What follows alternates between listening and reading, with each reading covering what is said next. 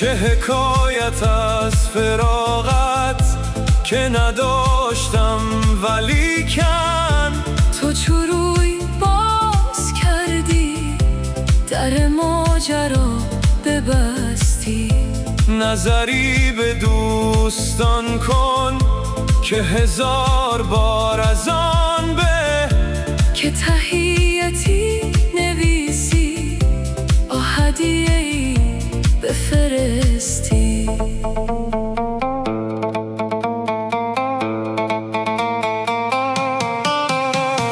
تو در دلم نشستی،